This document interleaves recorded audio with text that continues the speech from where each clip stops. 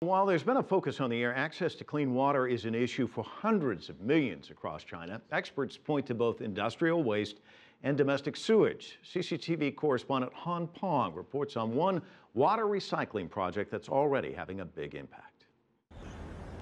The industrial city of Tangshan produces more than 500,000 tons of sewage every day.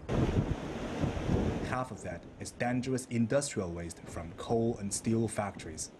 Even local authorities admit that the scale of pollution in recent years has been appalling. At the front line, trying to deal with the problem are the city's water treatment plants. A decade ago, our plant could only collect a third of the wastewater. The rest went into the rivers and polluted the environment. Recently, we've invested heavily and can now collect over 98% of all wastewater.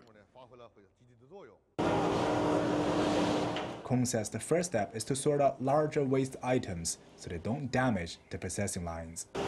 But the water remains highly toxic even after the initial treatment.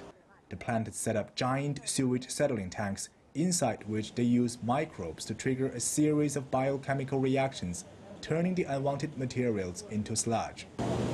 Then, almost miraculously, a rainbow begins to appear.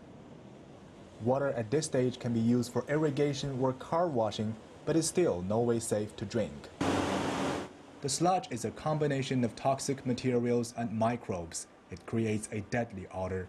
Authorities say turning it into safe fertilizer requires a sophisticated chemical cleanup process. This is the industrial area, the economic heartland of Tangshan. The river here used to be heavily polluted, but years of cleanup had finally brought a clear water back. Even the ducklings have now returned to their homes. However, if we take a look across the country, still tens of thousands of towns and tens of millions of people are still struggling with the water pollution. China's state-run newspaper China Daily says half the country's tap water is undrinkable according to national standards.